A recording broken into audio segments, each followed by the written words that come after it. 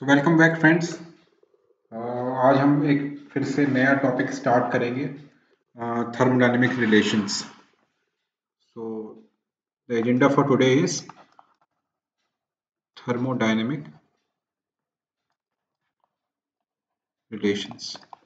I hope कि मुझको आपको आपके पुराने लेक्चर्स जो हैं समझ में आ रहे होंगे।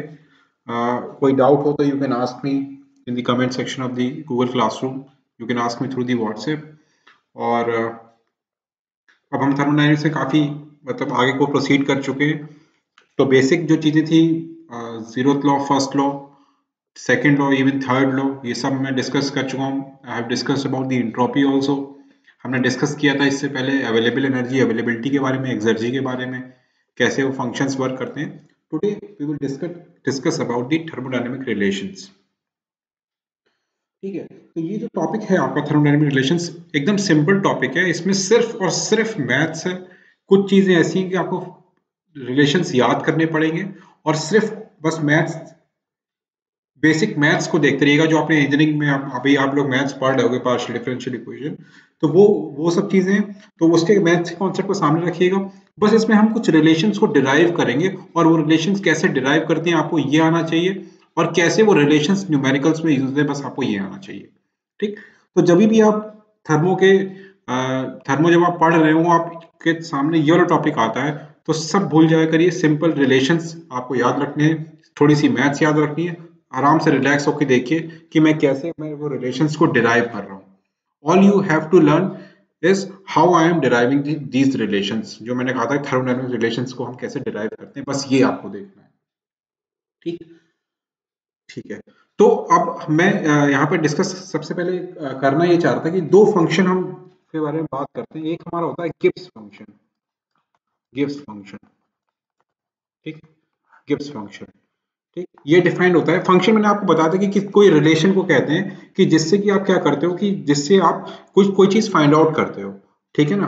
तो गिब्स फंक्शन जो जी से डिनोट होता है, जिसको हम, जो फंक्शन है उसको हम लिखते हैं H minus T into S, यानी कि enthalpy minus temperature into entropy. This is your Gibbs function.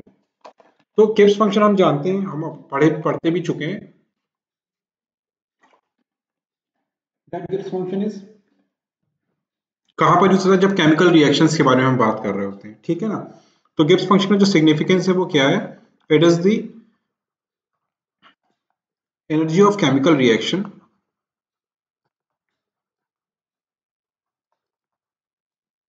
it is the energy of chemical reaction that can be used to do non-mechanical work. ठीक, similarly एक हमारा एक आपका relation, एक और function हम पढ़ते हैं यहाँ पे पढ़ेंगे। That will be the Helmholtz function. Helmholtz function,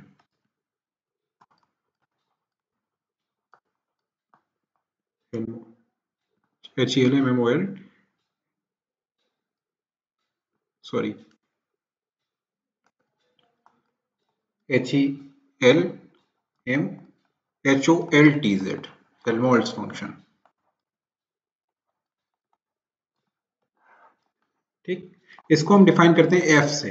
F is equal to internal energy minus T into S. What is this? It is the maximum amount of work available in the reversible isothermal process। ठीक, तो ये वो, अगर आपसे पूछा जाए what is the maximum amount of available work in the reversible isothermal process, तो आप इस फंक्शन के थ्रू निकाल लेंगे। ठीक, केमिकल रिएक्शन के बारे में बात करें तो हम क्या पढ़ते हैं यहाँ पर? गिब्स फंक्शन की बात करें तो ये एक छोटा सा चीज थी, हम पहले भी पढ़ चुके हैं। मैं थोड़ा सा बस आपको यहाँ पर बताना चाह रहा था, ये चीज आपकी यहाँ पर आएगी इसलिए मैंने डिस्कस किया। ठीक, एक तो ये मैं डिस्कस करना चाह रहा था। ठीक, दूसरी चीज मैं यहाँ पर डिस्कस करना ये चाह रहा था कि थोड़ा मैथ्स का मैं आपको एक ओवरव्यू दे देता हूँ, जिससे कि कभी आपको प्रॉब्लम ना आए। हमने अभी आपकी इंजीनियरिंग मैथ्स में आपने पढ़ा होगा, एक पहली जो थ्योरम है उसको क्या कहती है कि कोई फंक्शन dz है, दिस इज इक्वल टू, अगर वो इस तरह मेंशन है, dz upon dx into dx, del z upon del x into dx plus del z upon del y into dy at constant y and at constant x। ठीक, partial differential equation आपने पढ़ी होगी अपने maths में, ठीक है ना। z को हमने कैसे किया, del z upon del x into dx at constant y, del z upon del y at constant x into dy। Partial differential equation आपको निकालना आता है ना। मान लीजिए कोई फंक्शन है, सपोज करिएगा f फंक्शन है आपका क्या, x स्क्वायर y।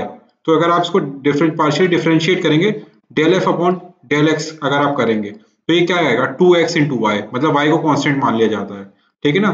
सिमिलरली अगर मैं आपसे पूछूं what is del f upon del y, तो आप लिखोगे x square into 1, this will be equals to x square, तो आपने y को कांस्टेंट मान लिया था, ठीक है ना। तो ये पार्शियल डिफरेंशियल इक्वेशन जो आपने अभी मैथ में पढ़ी होगी, तो ये वो है। तो z, अगर z को हम इस तरह फंक्शन लिख सकते हैं del z upon dx into y, del z upon del x at constant y into dx plus del z upon del y at constant x into dy। ठीक, तो ये आप, तो ये अगर आपकी एग्जैक्ट डिफरेंशियल इक्वेशन है, ठीक है ना। तो अगर हम इसको माने m और इसको माने n, तो हम इसको लिख सकते हैं क्या,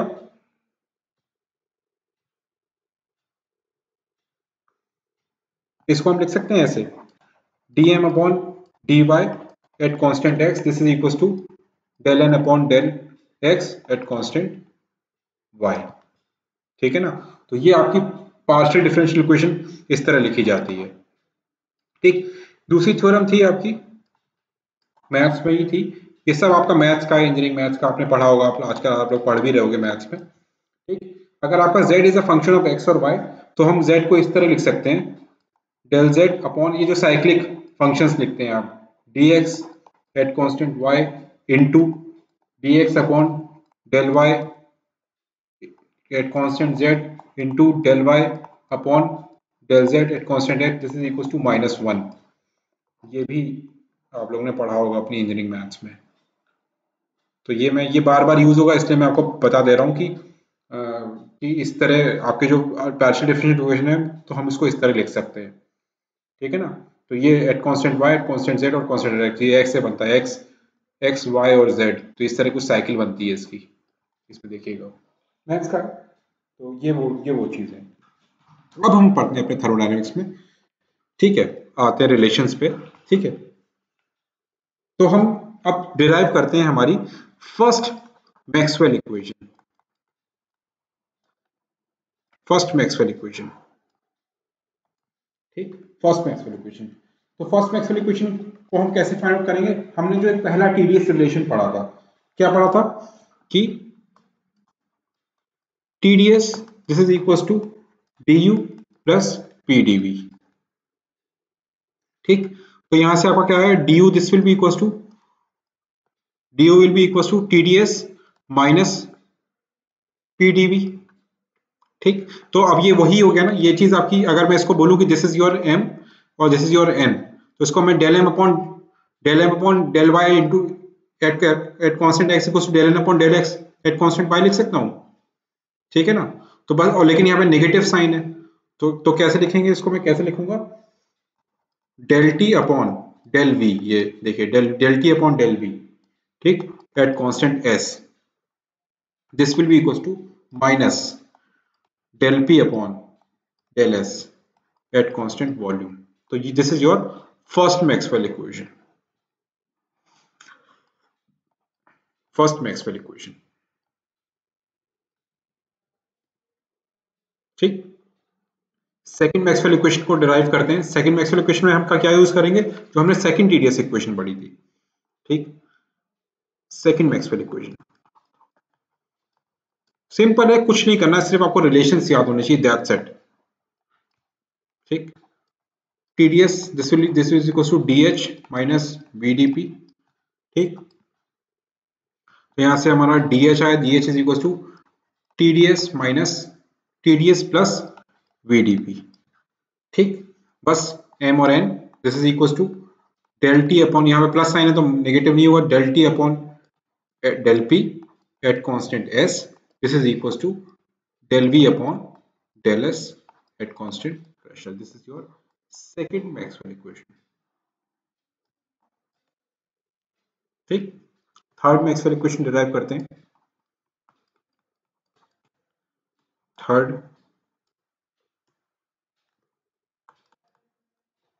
मैक्सवेल इक्वेशन। ये ग्लेन मैक्सवेल नहीं है, मैक्सवेल एक साइंटिस्ट थे, ठीक है ना। तो दिस इज, तो यहाँ पर हम हेल्महोल्ट्ज फंक्शन को यूज करेंगे। This is F is equal to U minus T S, ठीक। df करते हैं, df इसका डिफरेंशियल करिए, is equal to du minus T D S minus S D T, ठीक। वही पार्शियल डिफरेंशियल इक्वेशन किया हमने। तो this is equal to du minus T D S is minus P D B, तो इसको मैं ऐसे लिख सकता हूँ df equal to minus P D B minus S D T, ठीक। बस सिंपली अब इसको आगे लिख दीजिए, del P upon del T, क्योंकि माइनस माइनस में at constant volume, minus this is equal to minus of del S upon del V at constant temperature. Minus minus cancel out हो गए, तो आपका क्या आया फाइनल, फाइनल आपकी equation, this is del P upon del T at constant volume, this is equal to del S upon del V at constant temperature. तो this is your third Maxwell equation. ये चार Maxwell equation होती है, you have to remember all those four Maxwell equation, ठीक। Numericals में directly पूछते हैं आपसे। डिराइव करते हैं fourth Maxwell equation. Fourth Maxwell equation, Gibbs function यहाँ पे यूज करेंगे, g is equal to H minus T S, ठीक। डिफरेंशिएट करिए dg, this is equal to D H minus T D S minus S D T, ठीक। ये हम जानते हैं this is equal to V D P, ठीक है ना, ये जो हमने ऊपर इक्वेशन लिखी थी। तो dg will be equal to V D P minus S D T, ठीक।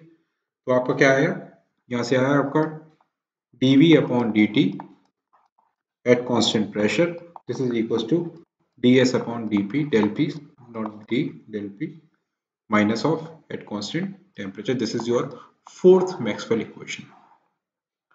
अब आपसे बोला जाए एग्जाम में, अब आपसे एग्जाम में आप बार बार डिराइव तो करेंगे नहीं, आपसे पूछा जाएगा कि क्वेश्चन आएगा कि क्वेश्चन सिंपली निकालना होगा, ठीक है। और आपसे पूछा जाएगा कि वो फोर्थ मैक्सवेल इक्वेशन से आंसर आएगा, तो फोर्थ मैक्सवेल इक्वेशन याद होनी चाहिए। नहीं याद होगी तो आपको डेरिवेशन याद होना चाहिए, आप डेरिवेशन भी करेंगे तो उसमें भी टाइम लगेगा।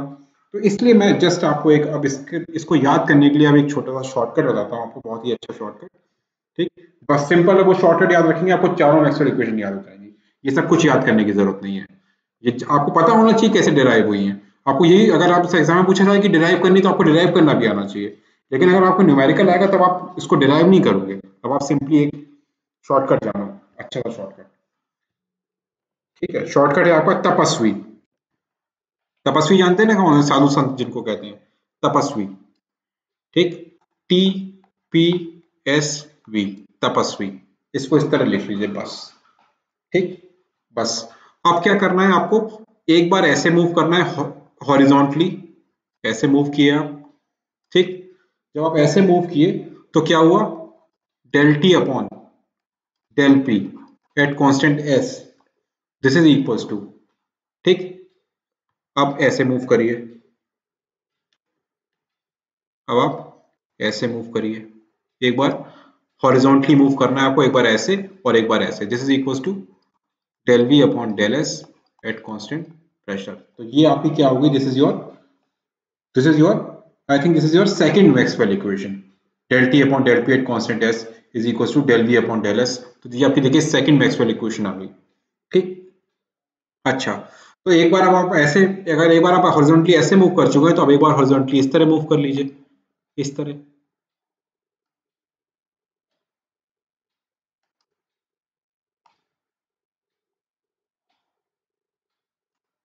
ठीक। तो अगर ऐसे मूव किया तो किसका मतलब क्या है, this is del P upon del T at constant v, this is equals to del S upon, यहां से एक बार ऐसे मूव किए और एक बार ऐसे मूव कीजिए, डेल एस अपॉन यहां से,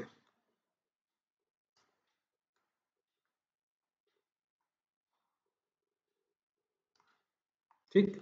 एक बार t से मूव करें ऐसे और v से मूव करें, और एक बार यहां से मूव करिए ऐसे और एक बार यहां से मूव करिए, तो ये आएगा ds upon dv at constant temperature, ठीक है ना। तो दो तो ऐसे डिराइव हो गई।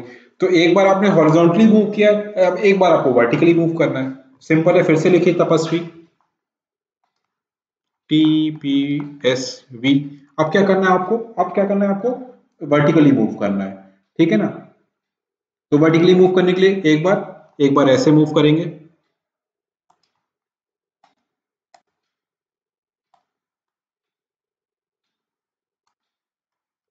बस हमको जब वर्टिकल मूव करना तो ये याद रखना है, मैं बताता हूं आपको क्या, this is D del T upon del V at constant S, this is equals to, यहाँ एक बार आपने ऐसे मूव किया और एक बार आपने इस तरह मूव किया, ये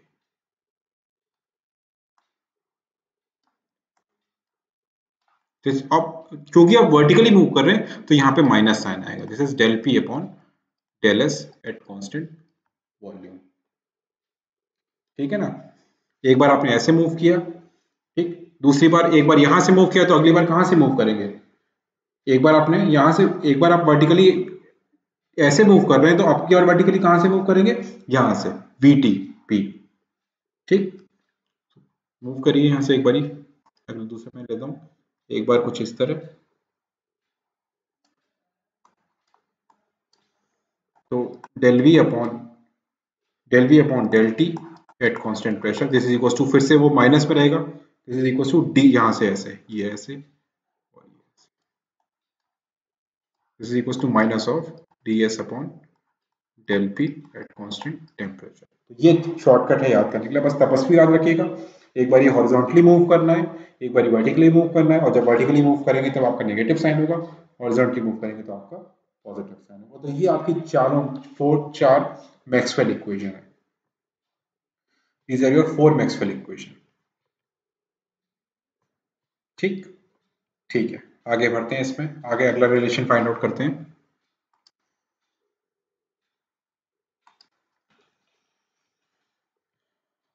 okay,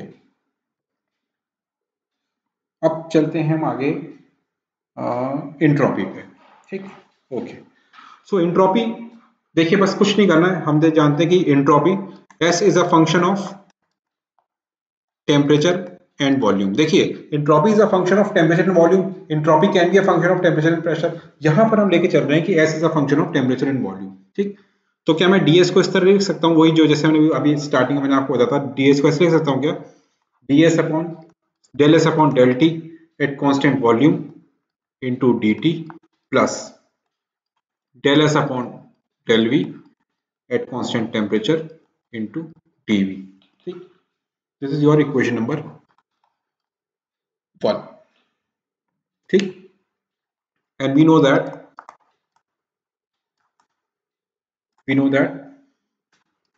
tds equals to du plus pdv, हम ये जानते हैं।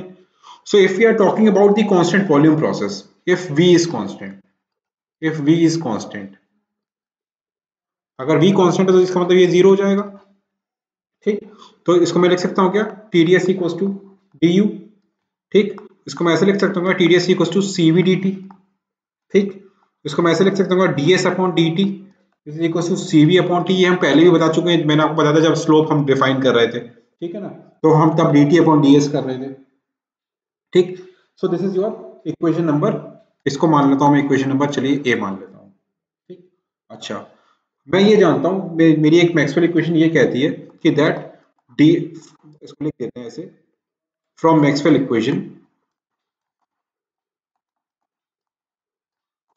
Equation, we know that ds upon dv at constant temperature, this is equal to del p upon del t at constant volume, ये मैं इक्वेशन नंबर बी मान रहा हूँ। हम मैंने एक मैक्सवेल इक्वेशन ये उठाई कि ds upon dv at constant temperature is equal to del p upon del t at constant volume, ठीक है ना। अब क्या करेंगे, जो इक्वेशन ए और बी को हम कहाँ डालेंगे, इक्वेशन नंबर 1 में, यानी कि ds अपॉन, देखिए ds अपॉन dt, ये ds upon dt is equal to cv upon t डालना है, और क्या है ds अपॉन dv, देखिए ds upon dv at constant temperature ये डालना है ऊपर, ठीक। तो लिखते हैं इसमें आगे further, putting A and B in equation number 1, तो आपका ds यहां से क्या है, ds is equal to cv upon t dt plus del p upon del T at constant volume into dV।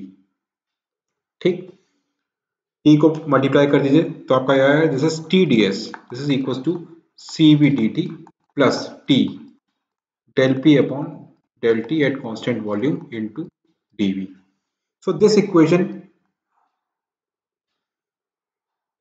is known as your first partial TdS equation। First partial TdS equation. तो आपसे पूछा जाए कि you have to derive the first partial TdS equation, तो कैसे शुरुआत करेंगे? आपने कहा कि S is a function of temperature and volume, यानी entropy is a function of temperature volume. इसको इस तरह लिखिए मैथ्स के फॉर्म में, फिर ये इस तरह इसको आगे हम पूरा करेंगे और यहाँ पे मैक्सवेल इक्वेशन लिखेंगे और आप इस तरह यहाँ पे डिराइव करेंगे। This is your first partial TdS equation. ठीक, now second partial TdS equation derive करते हैं हम लोग। Second partial TdS equation derive करेंगे। ठीक, यहाँ पर सेकंड पार्शियल में डिराइव करने जा रहा हूँ। ठीक, यहाँ पर मैं बोल रहा हूँ कि S is a function of temperature and pressure. ठीक, ठीक है, पार्शियल डिफरेंशियल के फॉर्म में लिखिए del S upon del T at constant pressure into dt plus del S upon del P at constant temperature into dP। ठीक, this is your equation number 1 and we know that, फिर से वही, अब यहाँ पे दूसरा TdS इक्वेशन लिखेंगे। we know that dH equals to TdS equals to dH minus VdP, ये हम जानते ही हैं। ठीक, since we are talking about if pressure is constant, if pressure is constant, तो इसका मतलब क्या होगा, दिस इज 0। ठीक, ये 0 होगा तो फिर क्या हो जाएगा, TdS इक्वल्स टू DH। ठीक,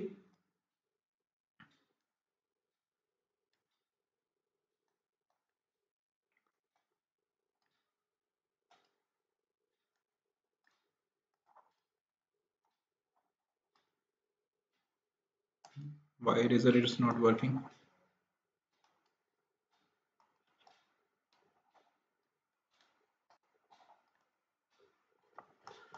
Just a second, there is a technical glitch।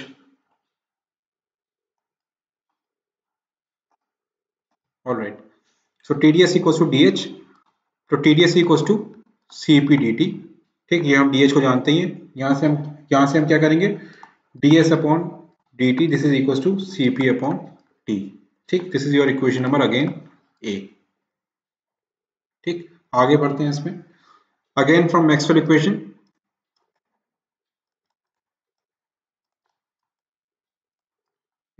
हम ये जानते हैं क्या, ds upon dp at constant temperature, this is equal to minus of, sorry this is del not d,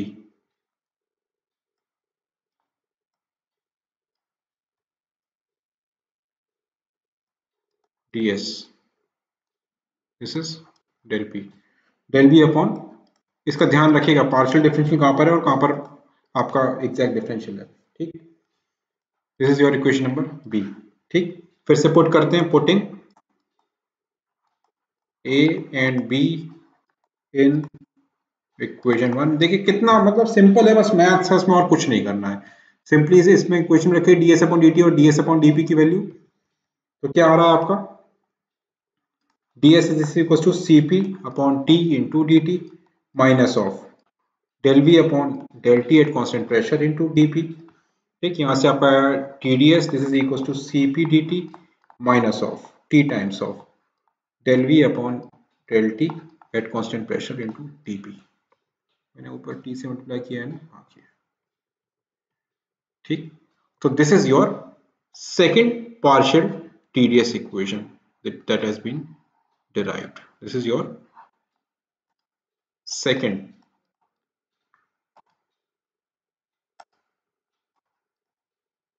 partial TdS equation.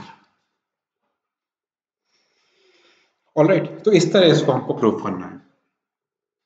ठीक, again अगली चीज prove करते हैं। Now we want to prove that Cp is greater than Cv। ठीक, इसको कैसे prove करेंगे कि हम Cp माइनस Cv को दिखा दें दिस इज पॉजिटिव, ये हमको प्रूव करना है थर्मोडायनामिक रिलेशन से। ठीक है ना। तो चलिए, तो हमारी जो दोनों पार्शियल टीडीएस इक्वेशन थी, यानी कि ये वाली टीडीएस इक्वेशन, ये वाली टीडीएस इक्वेशन और ये वाली टीडीएस इक्वेशन, ये वाली, ठीक, ये वाली टीडीएस इक्वेशन, इसको हम इक्वेट करते हैं, ठीक, इक्वेट करते हैं। तो दोनों equating the partial TDS equations, ठीक, तो इक्वेट करिए। सीपीडीटी क्या थी, CPDT, CPDT minus T del V upon del T, minus T del V upon del T किस पे थी, at constant pressure into DP. This is equals to, first partial differential equation को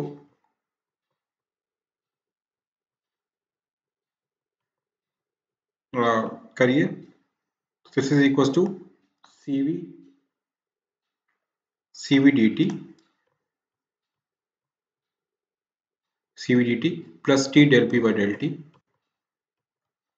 plus T del P upon del T at constant volume into TV, दोनों को equate किया, ठीक। CP minus CV को इधर ले जाता हूं मैं, तो CP minus CV into D T, this is equal to T times of, ठीक है ना, del V upon del T को मैंने बाहर लिया, del V upon del T at constant pressure DP plus del P upon del T at constant volume DP, ठीक। यहां से मैं dt को यहाँ पे dt लिख रहा हूँ, कितना आ रहा है, this dt is equal to T upon CP minus CV into, वही ब्रैकेट का पूरा कॉपी जगह, del V upon del T at constant pressure into DP plus del P upon del T at constant volume into DV, ठीक। This is your equation number 1, ठीक, ठीक है, यहां तक पहुंच गए।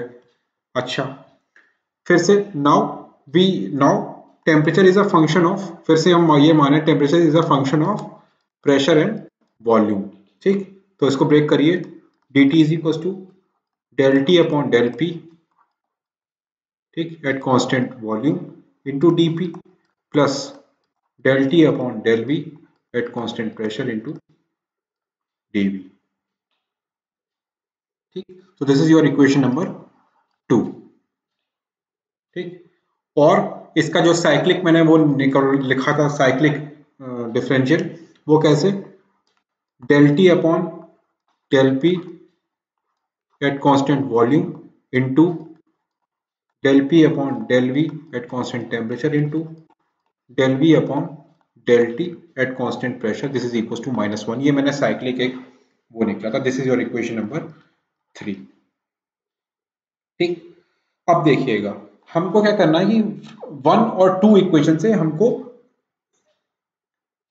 किसका, डीपी का जो कोफिशिएंट है उसको कंपेयर करना है, मतलब यहां पर जो डीपी का कोफिशिएंट है और 2 में जो डीपी का कोफिशिएंट है, इसको हमको कंपेयर करना है, ठीक। तो लिखिए from 1 and 2, from 1 and 2 comparing coefficient of dp, this is del t upon del p at constant volume, ठीक है ना। हमको जो दोनों का कोफिशिएंट है वो कंपेयर करना है, मतलब ये कोफिशिएंट देखिए del T upon del P at constant volume, और यहाँ पर इसका कोफिशिएंट क्या है, T into C P minus C V into del V upon del T at constant pressure, ठीक। This is equal to T upon पूरा coefficient लेंगे, वो अंदर मल्टीप्लाई भी करेंगे, ये नहीं कि सिर्फ आपने अंदर वाला ले लिया, इंटू डेल वी, इसको स्क्वायर ब्रैकेट नहीं है वो ले लीजिए,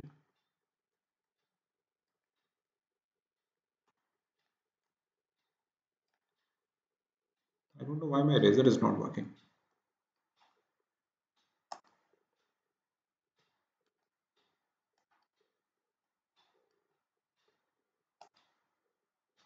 This is equals to into मतलब into del V upon del T at constant pressure.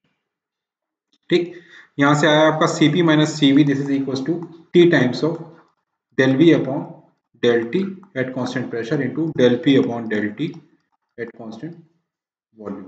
ठीक, अब देखिए यहां से, अब ये देखिए ये वाला जो दोनों टर्म्स हैं इसको इसमें कंपेयर करिए, V T into constant P into del P upon del V into T, ये किसके बराबर आ रहा है? This is equal to minus of del P upon del T, ये इधर चला जाएगा, ठीक है ना, this is equal to minus of this, ठीक है ना। तो इसको लिखते हैं यहां पर, तो this is equal to Cp minus Cv, this is equal to T times of, minus कर लेंगे इसको, del V upon del T का whole square into P into del P upon del V. ठीक, अब देखिए इधर, देखिए ये आपका जो है, देखिए ये आपका तो नेगेटिव ही है,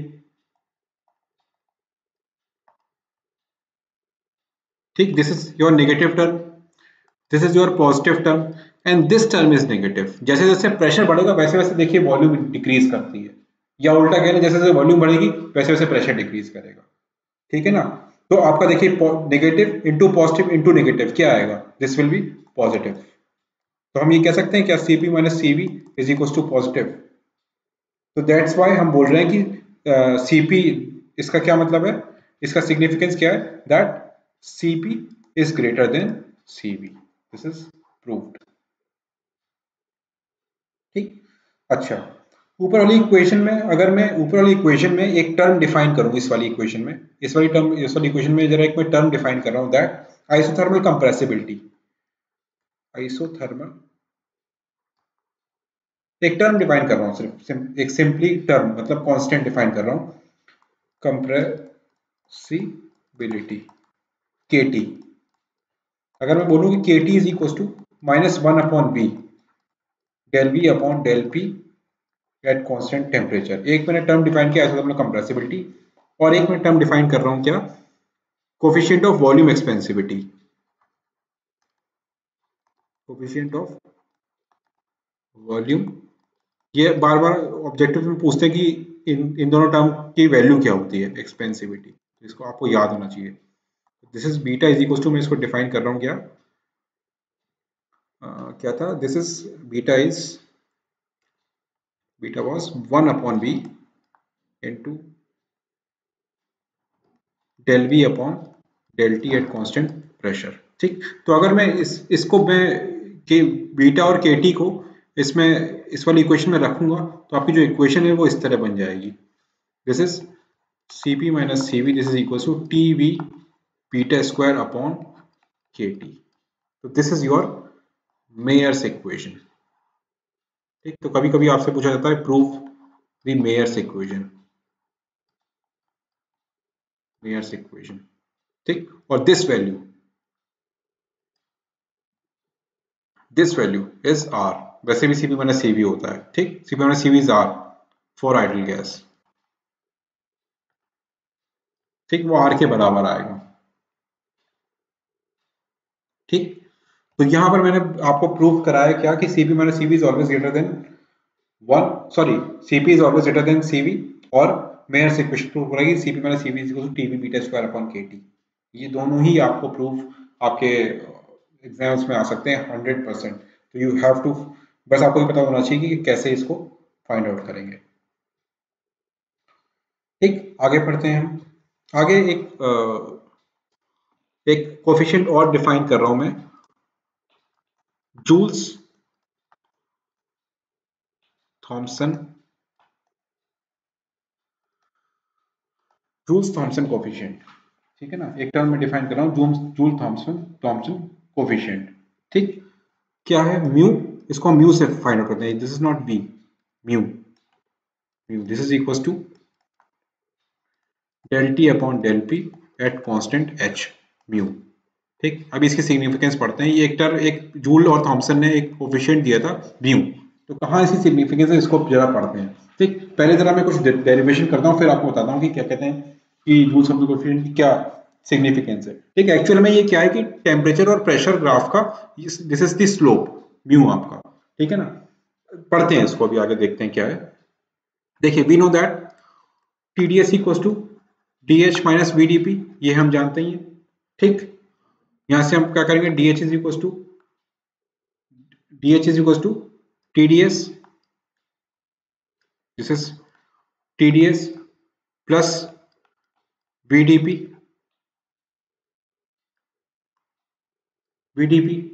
ठीक। यहां से हम क्या लिखेंगे, this is DH is equal to, अब वही आप TDS लिख रहे हैं तो आप अपनी पार्शियल डिफरेंशियल इक्वेशन लिखिए, तो this is CPDT minus minus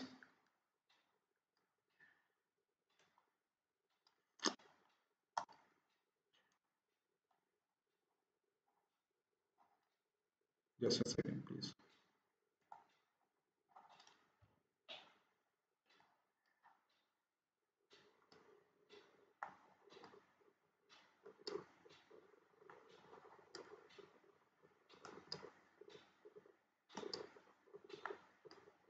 ठीक, ठीक है। तो CPDT यहाँ पे मैंने पहले वो सेकंड पार्शियल डिफरेंशियल इक्वेशन लिखी है, this is T times of del V upon del T DPP plus VDP। ठीक, यहाँ से DP कॉमन ले लीजिए, तो this is equal to CP DT minus T times of del V upon del T at constant pressure minus of V into DP into DP। ठीक, so when H is constant, when H is equal to constant, ठीक, ये हम यही की तो बात कर रहे थे कि एट कांस्टेंट H के बारे में बात कर रहे हैं। ठीक है, व्हेन H इज कांस्टेंट तो क्या हो जाएगा आपका, DH जीरो हो जाएगा, तो यहाँ पे DH जीरो हो जाएगा तो CPDT को उधर ले लीजिए, CPDT भाई H जीरो होगा, DH जीरो हो गया ना, तो यहाँ पर आप DH जीरो हो जाएगा तो CP इधर आ जाएगा, this is equal to T times of del V upon del T at constant pressure minus V into DP। ठीक, अब हमको क्या फाइंड आउट करना है, हमको del T upon del P at constant H find करना है, del T upon del P at constant H find out करना है। ठीक, तो यहाँ पर डेल टी है ही है, तो यहाँ पे अपॉन डेल ले आइए, तो ये कितना हो जाएगा, del T upon del P at constant H तो हो ही रहा था, दिस इज इक्वल टू, ठीक, 1/CP into T times of del V upon del T at constant pressure minus V into DP।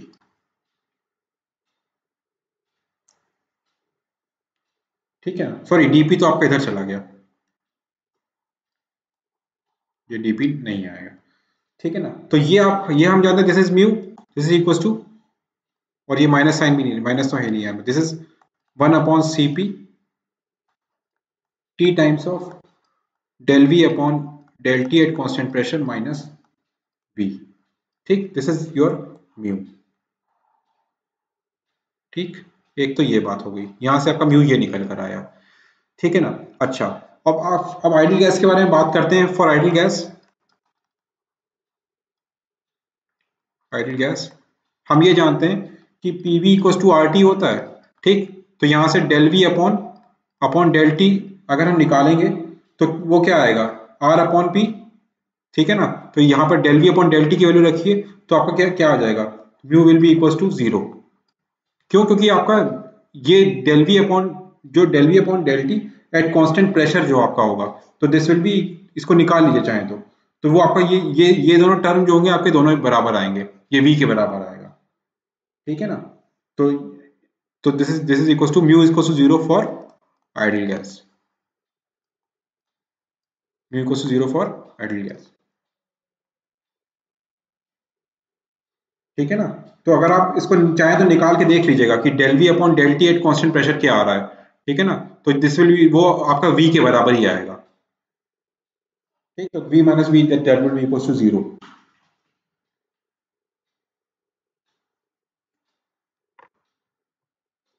ठीक, तो mu equal to 0 for the ideal gas. आप जरा mu की सिग्निफिकेंस को पढ़ते हैं कि म्यू एक्चुअल में होता क्या है। म्यू की जरा सिग्निफिकेंस को पढ़ते हैं। अगर हम देखिए, हम म्यू का यूज कहाँ करते हैं कि रेफ्रिजरेंट्स अगर आप यूज कर रहे हैं, ठीक है ना, रेफ्रिजरेंट्स अगर आप यूज कर रहे हैं तो क्या होता है, सबसे पहली बात तो ये कि किस पे बनता है, टेम्परेचर और प्रेशर डायग्राम पे बनता है। और कांस्टेंट एच, अगर हम कांस्टेंट एच की लाइंस बनाए किसी भी रेफ्रिजरेंट्स की, ठीक है ना, तो जो आपकी ये आपकी म्यू की वैल्यूज हैं, ये आपकी म्यू जो है उस स्लोपी तो हुई, म्यू जो है वो आपका म्यू होता क्या है, mu is equal to del T upon del P at constant H. तो ये this is the slope of TP diagram ना, slope of the TP diagram at constant enthalpy. तो आपका जो म्यू है, तो आपका ये देखिए यहाँ पर देखिए कर्व इस तरह इन्वर्स ऐसे आपका कर्व पहले आपका इस तरह जाएगा और इस तरह आपका नीचे चला जाएगा।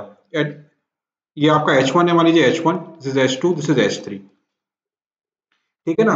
तो और देखिए आपका ये कुछ इस तरह इन्वर्जन कर्व बनता है, ठीक, this is known as the inversion curve. जो आपका जो पीक है ना, हर स्लोप का जो पीक है वो कुछ यहाँ पर आएगा, इसका पीक यहाँ पर आ रहा है, इसका पीक यहाँ पर आ रहा है, इसका पीक यहाँ पर आ रहा है, अभी सही से बना नहीं है लेकिन पीक इसका यहाँ पर आ रहा है, this is the inversion curve, inversion curve, ठीक।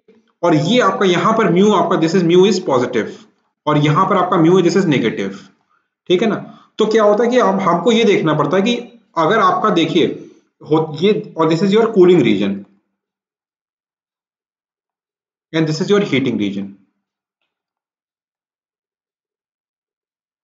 तो अगर हमको कोई रेफ्रिजरेंट को यूज करना है, ठीक, तो हम चाहते हैं हमारा रेफ्रिजरेंट जो है कूलिंग प्रोवाइड करे, तो हम टेम्परेचर और प्रेशर की इन वैल्यूज पर रहेंगे, तो आपका जो रेफ्रिजरेंट है वो कूलिंग प्रोवाइड करेगा। तो उसकी सिग्निफिकेंस ये है, ठीक है ना। If you want to use a refrigerant और आप चाहते हो कि वो कूलिंग प्रोड्यूस करे, तो आपको क्या म्यू को यहाँ पर रखना पड़ेगा पॉजिटिव में। तो म्यू को पॉजिटिव रखेंगे किस रीजन में आएगा, तब कूलिंग रीजन में आएगा। लेकिन अगर आप टी और पी की इन वैल्यूज में आएगा तो वो हीटिंग रीजन में चला जाएगा, ठीक है ना। तो ये आपका इसलिए म्यू की सिग्निफिकेंस ये होती है। और for ideal gas this is mu is 0, तो आपका कुछ इस तरह बनेगा, straight line TP, mu is equal to 0, क्योंकि कोई स्लोप है ही नहीं, ठीक है ना। तो म्यू की सिग्निफिकेंस ये है, ठीक। इसमें लास्ट टॉपिक मैं आपको पढ़ाता हूँ। लास्ट टॉपिक है आपका दिस इज दी क्लॉसियस, बहुत ही इंपॉर्टेंट इक्वेशन है, Clausius Clapeyron equation, very important. इस पे डायरेक्ट न्यूमेरिकल्स आते हैं आपके एग्जाम में, ठीक। तो एक मैक्सवेल इक्वेशन हम लेंगे, this is del P upon del T at constant volume, this is equal to del S upon del V at constant temperature, ठीक। अच्छा, तो क्लॉसियस क्लैपेरॉन इक्वेशन हमारी, देखिए अब हम ये वाला हम एक कर्व पढ़ रहे हैं, ये हम अभी प्रॉपर्टीज ऑफ प्योर सब्सटेंस में आपको पढ़ाऊंगा, तब मैं आपको बताऊंगा। अभी मैं जस्ट आपको ये बता दे रहा हूँ कि ये आपका देखिए, अगर ये आपका टीएस डायग्राम है और ये यहाँ पर हम डोम बनाते हैं, ठीक है। ये बस कुछ मत समझिए, बस थोड़ा सा समझ लीजिए। इसमें क्या है कि ये आपका जो ये वाला ये आपका लिक्विड रीजन होता है, जैसे लिक्विड प्लस वेपर रीजन, और ये आपका वेपर रीजन होता है अगर वाटर की बात करें तो, ठीक है ना। तो क्या है कि मतलब कुछ टेम्परेचर की ऐसी वैल्यूज होंगी जहां पर आपका वाटर सिर्फ लिक्विड होगा, ठीक। कहीं पर ऐसा होगा कि लिक्विड प्लस वेपर रीजन होगा, तो वो आपका ये वाला रीजन होता है, और ये आपका वेपर रीजन होता है। तो क्लॉसियस क्लैपेरॉन इक्वेशन होती है हमारी, वो इस वेट रीजन के बारे में डिफाइन करती है, यहाँ पर डिफाइन करती है, ठीक। तो यहाँ पर क्या होता है कि जो प्रेशर और टेम्परेचर है ड्यूरिंग फेज चेंज, इसको लिख लीजिए चाहे तो, ड्यूरिंग फेज चेंज, ये हम डिटेल में पढ़ेंगे, अभी आपको टेंशन लेने की जरूरत नहीं है कि ये क्या हो गया, ये डोम क्यों बन गया, ये पूरा मैं आपको एकदम बहुत ही ब्रीफ, मतलब बहुत ही डिटेल में आपको समझाऊंगा आगे, लेकिन बस अभी थोड़ा बहुत जान लीजिए। During phase change pressure and temperature are dependent, तो ये पार्शियल डिफरेंशियल इक्वेशन नहीं हो जाते हैं, ये फुली डिफरेंशियल इक्वेशन हो जाते हैं, ठीक है। तो हम इसको क्या लिख सकते हैं, तो this is dp upon dt, this is equal to ds upon dv, ठीक है ना। पार्शियल से वो फुली डिफरेंशियल इक्वेशन बन जाती है, ठीक।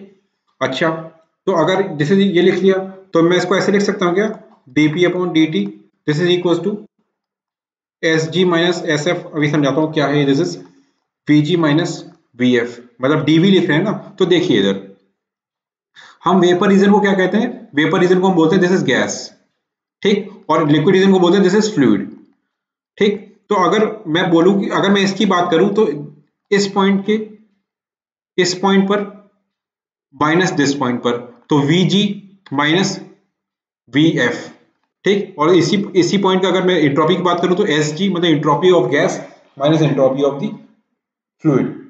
ठीक है ना, तो ठीक है, आगे बढ़ते हैं इसमें। तो this is dp upon dt, this will be equals to, ठीक है। अब एंट्रोपी देखिएगा, एंट्रोपी को हम लिख सकते हैं क्या, latent heat upon the saturation temperature Ts into Vg, चाहे तो Vg इसलिए लिखिए क्यों, क्योंकि आपकी वेलोसिटी ऑफ फ्लूइड जो होती है this is close to zero. ठीक है ना, क्यों, क्योंकि Vf in comparison to Vg is very very greater than Vf। मतलब क्या है कि आप देखिए इधर कि क्या होगा कि लिक्विड की जो जो जो वेलोसिटी कह रहा हूं, जो लिक्विड की जो वॉल्यूम होगी वो बहुत कम होगी एज कंपेयर टू उतने ही लिक्विड की उतने ही गैस की वॉल्यूम। ठीक है ना, जो लिक्विड की वॉल्यूम होगी उतने ही उतनी क्वांटिटी की जो गैस की वॉल्यूम होगी वो ज्यादा होगी। मतलब कि 1 kg अगर मैं लिक्विड लूं, ठीक, उसी 1 kg मैं को वेपर में कन्वर्ट कर दूं तो दोनों की वॉल्यूम बहुत ज्यादा होगी। ठीक है ना, तो इसलिए दोनों को इसको हम इक्वल्स टू Vg ही मान लेते हैं। ठीक, और एंट्रोपी को हम लिख सकते हैं this is latent heat upon the temperature. ठीक, तो तो फिर फर्दर इसको आगे देखते हैं, dp upon dt this is equals to hfg upon ts into vg। ये समझाता हूँ hfg क्या होता है, ये सब आप डिटेल में पढ़ेंगे आगे, लेकिन अभी जस्ट थोड़ा थोड़ा बता दे रहा हूँ आपको कि देखिए ये आपका फेस चेंज हो रहा है, ये यहाँ पर आपका लिक्विड था, यहाँ पर आपका वेपर था, अब क्या हो रहा है, यहाँ पर आपका फेस चेंज हो रहा है। ठीक है ना, फेस चेंज हो रहा है, इसका मतलब क्या है कि मैं पूछूं कि what is the energy required in the face change, तो यहाँ पर जो इंथैल्पी होगी और जो यहाँ पर इंथैल्पी होगी, यहाँ पर इंथैल्पी होगी Hg, यहाँ पर इंथैल्पी होगी Hf, तो दोनों का जो डिफरेंस होगा वही तो energy required in the face change होगी। तो वो लेटेंट हीट तो और वही फेस चेंज एनर्जी को हम लेटेंट हीट बोलते हैं, तो इसीलिए यहाँ पर मैंने Hfg बोला है। और where HFG this is equal to Hg minus Hf।